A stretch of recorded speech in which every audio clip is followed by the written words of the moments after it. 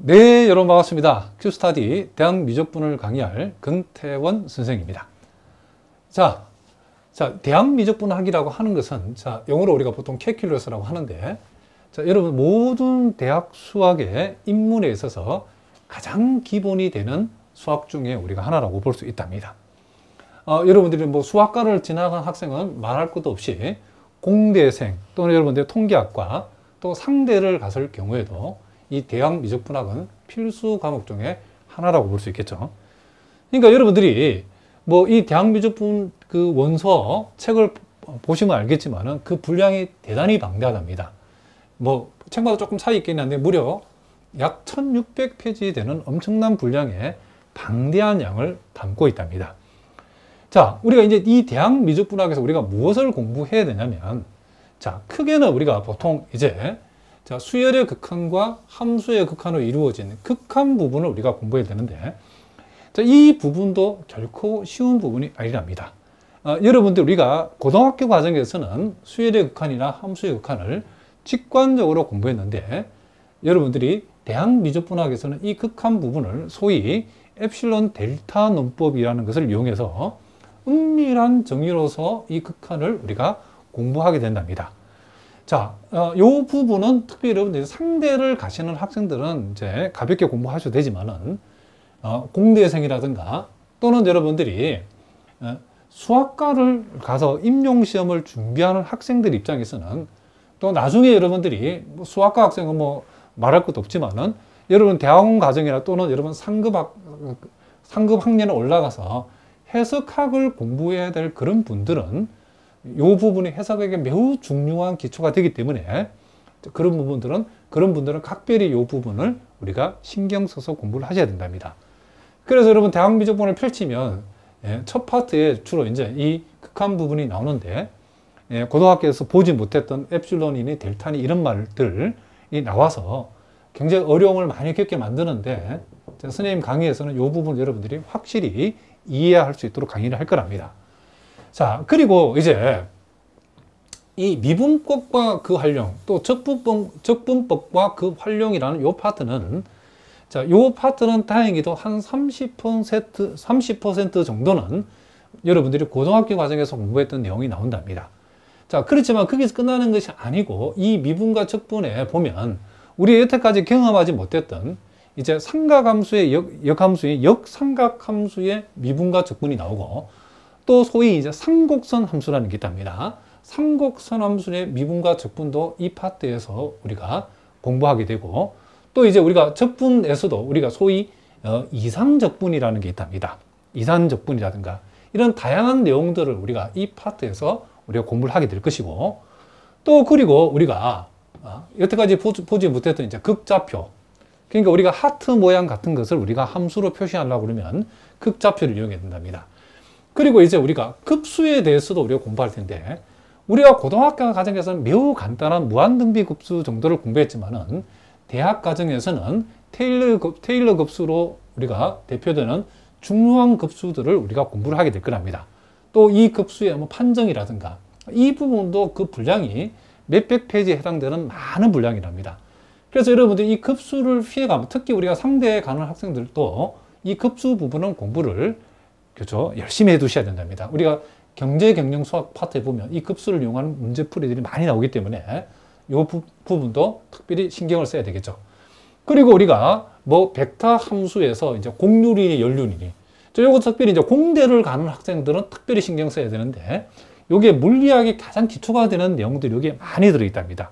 그래서 벡터 함수, 그리고 우리가 중요한 편도 함수하고 중적분, 굉장히 중요한 파트죠. 우리가 대학 미적분학 중에 가장 중요한 내용 중에 하나가 이 편도함수하고 중적분인데, 우리가 고등학교 과정에서 전혀 배우지 않았던 내용이죠. 그러니까 우리가 고등학교에서는 일변수 함수에 대해서 미분하고 적분을 공부했는데, 이 대학 미적분학에서는 이변수 함수, 삼변수 함수, 소위 다변수 함수들의 미분과 적분을 공부하는 게 이 편도함수와 중적분인데, 대학 미적분학에서 이 분량이 대단히 많은 분량을 차지하고 있답니다. 그리고 이제 마지막 부분이 벡터 캘큘러스라고 하는 부분인데, 소위 이것은 여러분들이 공대를 지망하고, 뭘 수학과는 뭘 말할 것도 없지만은 공대를 가시는 분들은 요 벡터 캘큘러스 부분은 여러분이 앞으로 공부할 공업 수학에서 대단히 중요하답니다. 이 안에 보면 선적분이니, 면적분이니, 그린 정리, 스토크 정리, 발산 정리 등등등. 자, 공대를 지망하는 학생들은 이 벡터 캘큘러스를 그쵸 적당히 해가지고는 여러분들이 물리학 공부할 때 어려움을 겪을 수 있고, 특별히 공업 수학을 공부해야 될 학생들은 이 부분을 철저하게 공부하셔야 됩니다. 물론 이제 상대나 또는 여러분들이 통계학과를 가는 학생들은 이 벡터 캘큘러스 부분까지 그 앞에까지만 공부하면 되어진다 라고 얘기할 수 있답니다. 자, 우리가 이 대학미적분을 공부할 학생들을 굳이 구분해 보면 여러분들이 수학과나 공대생은 자, 이 대학미적분 우리 Q스타디 기준에서 1, 2, 3로 되어 있는데 1, 2, 3를 다 공부하셔야 된답니다. 자, 보통 책은 그쵸 여러분 학교에서 배우는 교재는 보면 대학미적분 1, 2로 되어 있는데 그 분량이 너무 방대해서 Q스타디 대학미적분학은 1, 2, 3로 구성되어 있는데 요 3에 해당되는 부분이 바로 요 벡터 캘큘러스 부분이라고 보시면 된답니다. 그렇기 때문에 수학과나 공대생은 대학미적분 1, 2, 3를 다 해야 되고, 물론 임용시험을 준비하거나 편입시험을 준비하는 경우에도 이 1, 2, 3를 다 해주시면 좋답니다. 물론 여러분들이 편입시험을 준비하는 경우에는 여러분들이 우리 Q스타디 대학미적분학 수준의 공부를 꼭 다 할 필요가 있는가 이런 학생들이 많이 있는데, 여러분들이 편입시험만 친다고 끝나는 게 아니고 편입시험을 치고 어차피 여러분이 대학에 들어가게 되면 이와 같은 내용을 공부를 다 하셔야 된답니다. 그렇기 때문에 편입시험을 준비하시는 분들도 임용시험을 준비하는 분들 모두 다 대학미적분 우리가 1, 2, 3를 다 할 필요가 있답니다.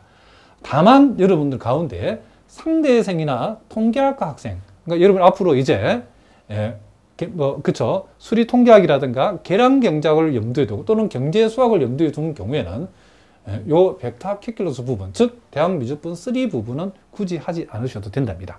자, 무슨 말인지 아시겠죠? 그리고 우리 Q스타디 대학미적분의 강의의 특징은 뭐 한마디로 표현하면 이 기초부터 시작해서 여러분들이 조금 기초가 약한 분들을 대비해서 기초부터 시작해서 심화까지 일단은 대학 수학이라는 것은 한마디로 말하면 정의, 그리고 우리가 보통 데피니션이라고 그러죠. 그리고 이론 또는 시오렘이라는 이 데피니션과 시오렘을 정리를 잘 해야 된답니다. 그래서 여러분들이 객관식 문제를 풀던 주관식 문제를 풀던 이 개념 부분, 그러니까 정의와 그쵸 이 이론 부분들을 시오렘 부분들을 데피니션과 시오렘 부분들을 잘 공부를 하셔야만이 뭐 주관식 문제 나오든 학교에서 객관식 문제가 나오든 또는 각종 시험에서 여러분들이 그 시험 문제를 풀 수 있는 실력을 키울 수 있답니다. 그래서 개념에 관해서 아주 기본적인 개념부터 심화된 개념까지 선생님이 강의를 통해 설명을 다 할 거랍니다.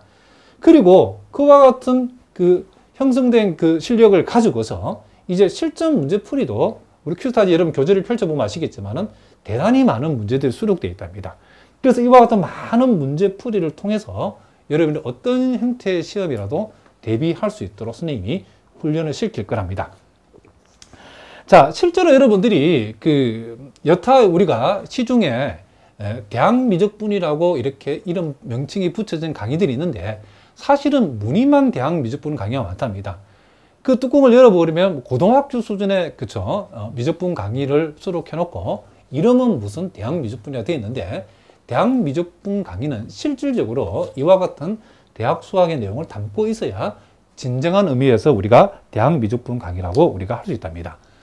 자, 우리 Q스타디 안에 자 여태까지 수많은 학생들이 거의 몇만 명의 학생들이 선생님을 통해서 이 대학미적분 강의를 들었답니다. 왜 이렇게 많은 학생들이 우리가 전국에서 뭐 가장 많은 대학미적분을 듣는 학생들이 있다고 해도 사실은 거짓이 아니랍니다. 궁금하신 분들은 꼭 확인해 보시기 바랍니다. 자, 그렇게 많은 학생들이 이 강의를 찾는 이유가, 자, 여러분들이 강의를 선택할 때에 샘플 강의를 꼭 보라고 많이 선생님이 공장하는데, 샘플 강의를 보시면 왜 많은 학생들이 권태원 선생님의 강의를 찾는가를 여러분이 알 수 있답니다. 자, 무슨 말인지 아시겠죠? 자, 이제 본격적으로 여러분 교재에 나와 있는 내용을 우리가 한번 공부를 한번 해보도록 하겠습니다. 자, 여러분 교재에 정의 1, 자, 데피니션 1을 보니까 수열의 수렴에 대해서 지금 나와 있다는 것을 우리가 알 수 있답니다.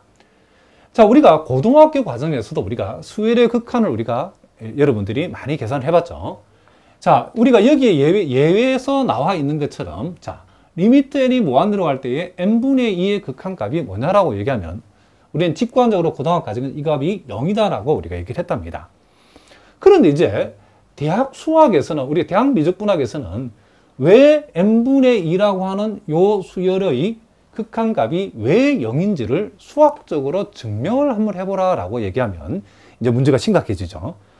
요놈의 극한값이 0인데 우리 보고 어쩌라고 이렇게 얘기할 수 있겠지만은, 이제 은밀한 의미에서의 우리가 수열의 극한의 정의, 또 우리 나중에 은밀한 의미에서의 함수의 극한의 정의를 여러분들이 반드시 공부를 하셔야 된답니다. 자, 물론 여러분 가운데에 이제 상대를 가거나 또는 이제 수학과라든가 어떤 공대라든가 그와 같은 과가, 그렇죠, 이과 계열이 아닌 경우에는, 자, 요 은밀한 의미에서의 극한의 정의는 여러분들이 가벼운 마음으로 듣고 지나가시면 되지만은, 여러분 앞으로 수학과를 공부하거나 혹시 여러분 상대생인 경우에도 또는 통계학과 학생인 경우에도 여러분 대학원을 진학해서 해석학을 공부해야 되는 경우도 있답니다. 앞으로 여러분들이 해석학을 공부를 해야 될 학생인 경우에는 또 반드시 요 은밀한 의미에서의 수열의 극한의 정의를 여러분들이 반드시 알아두셔야 된답니다. 자, 일단 우리가 한번 요 수열의 수렴의 정의가 수학적으로 우리가 과연 어떻게 되어 있는지를 우리가 한번 살펴보도록 하겠습니다. 자, 어려운 말로 되어 있는데 선생님이 한번 일단 읽어보겠습니다. 자, 여기 보니까 임의의 양수 엡실론에 대해서, 자, 자연수 K가 존재해서, 자, 그랬을 때 요 가로 안에 엡실론을 붙여놓은 이유는 요 K는 요 엡실론에 대응하는 K, 내지는 요 K는 요 엡실론에 종속되어지는 K라는 뜻으로서 이렇게 표시했답니다. 어쨌든 엡실론 값은 임의의 양수값이고, 이와 같은 임의의 양수값에 대응하는 자연수 K 값이 존재해서, 자, n이 k보다 크거나 같다를 만족할 적에, 자, 요 n이라고 하는 것은 요 수열 입장에서는 항을 가리키는 거죠. 그러니까 n이 k보다 크거나 같다는 말은 이 수열의 항이 k번째 이상인 항일 때의 그런 뜻이랍니다. k번째 이상인 항일 때. 그리고 그 아래에 참고에 나와 있는 것처럼 이제, 자, 절대값에서 이와 같은 두 값을 뺐다는 말은 요 값과 요 값의 수직선상에서 이 두 값 내지는 두 점 사이의 거리를 얘기하는 거죠. 그러니까 절대치 xn-x라고 하는 것은 xn이라는 값하고 x라는 값하고의, 자, 내지는 xn과 x라는 이 두 점 사이의 거리가 엡실론보다 작다를 얘기한다. 이렇게 해석하면 된답니다.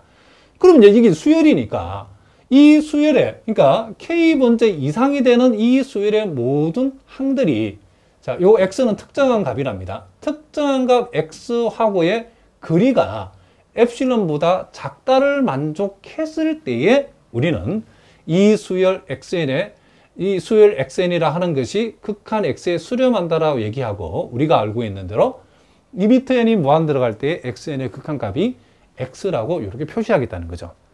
그러니까 xn의 극한값이 x라고 하는 것들의 수학적 정의를 이렇게 우리가 얘기했다는 거죠. 자, 우리가 한번 읽어보니까 사실은 이제 무슨 말인지 아직 느낌은 안 오죠. 그러면 구체적으로 요걸 우리가 조금 더 우리가 선생님이 해석적으로 적어놨는데 요 내용도 한번 읽어보고, 또 예를 통해서 요것이 요 수열의 수렴의 정의가 어떤 의미를 갖고 있는지를 우리가 예를 통해서 한번 살펴보도록 하겠습니다. 그러니까 여기에서 우리가 요 수열의 수렴의 정의의 우리가 의미는 이 수열 xn이 극한 x에 수렴한다라고 하는 것은, 자, 여기 보니까, 자, x의 임의의 엡실론 근반 x 마이너스 엡실론 콤마 x 플러스 엡실론을 잡았을 때라고 했죠. 자, 일단 여기서 우리가 x의 엡실론 근방이 이제 무슨 말인지 살펴봅시다. x의 엡실론 근방이라는 것은 요 x라는 값을 기준해서 오른쪽으로 엡실론만큼 떨어진 범위, 또 왼쪽으로 엡실론만큼 떨어진 범위, 즉 x 플러스 엡실론과 x 마이너스 엡실론 요 간격,